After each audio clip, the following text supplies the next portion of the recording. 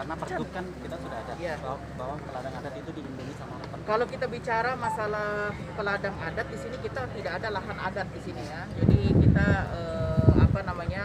ini umum ya.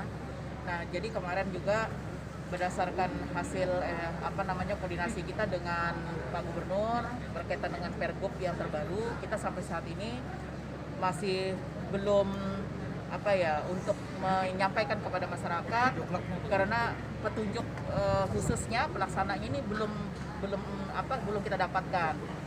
Yang maksudnya berapa sih lahanan yang harus dibuka, kemudian lahannya seperti apa. Tapi kalau berdasarkan instruksi dari Presiden itu yang namanya lahan gambut itu tanpa pengecualian ya. Jadi itu memang tidak diperbolehkan lahan gambut ini ya. Dan bahasa Pergub pun seperti itu. Nah, tinggal kita menunggu pelaksanaannya saja ya, teknis pelaksanaan di lapangan seperti apa. Bu, itu Pergub atau Perda provinsi, Bu? Itu peraturan gubernur. Peraturan gubernur ya.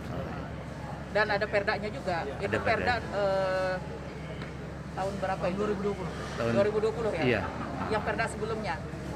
Nah, itu ya, Oke. perda kemudian diatur dengan Pergub. Tinggal menunjuk petunjuk ininya saja lagi. Oke, makasih Bu.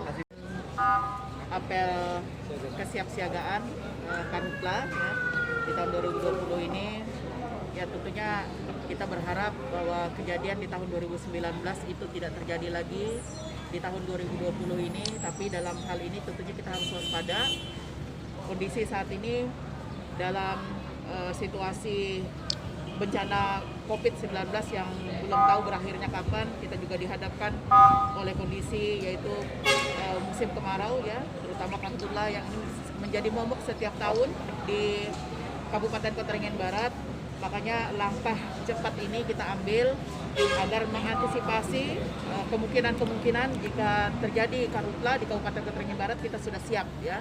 Terutama kesiapan kita berkaitan dengan sarana-prasarana, kemudian kesiapan personel di lapangan, kemudian juga peran serta seluruh elemen masyarakat untuk bisa melakukan upaya edukasi, sosialisasi akan bahayanya kebakaran hutan dan lahan. Karena ini juga bukan hanya merugikan dari sisi kesehatan, juga faktor ekonomi. Karena dampaknya cukup luas ya.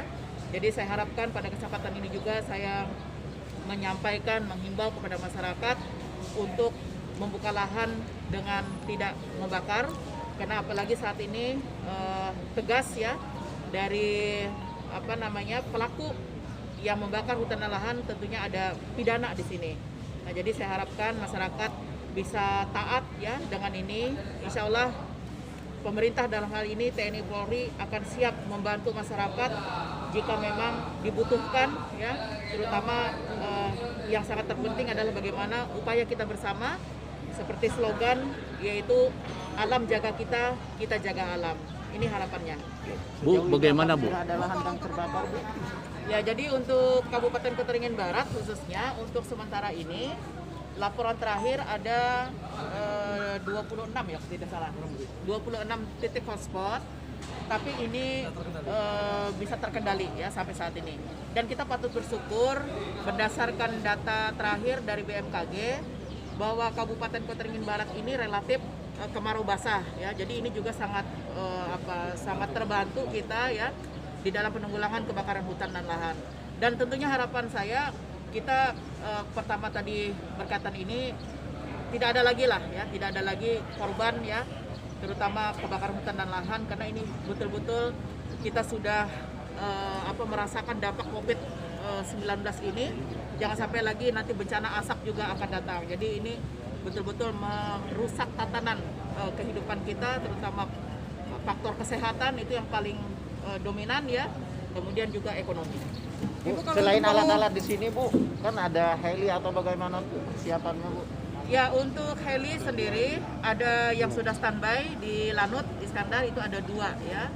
Waterbooming kita sudah siap untuk membantu menghandle jika kondisi jangkauan dari kebakaran hutan lahan ini tidak bisa kita lakukan melalui jalan akses darat ya, jadi melalui udara.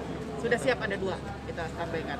Bu, mungkin ada langkah-langkah solusi Bu untuk antisipasi supaya ramah lingkungan, masyarakat bisa membuka lahan dengan cara kesiapan mereka gitu.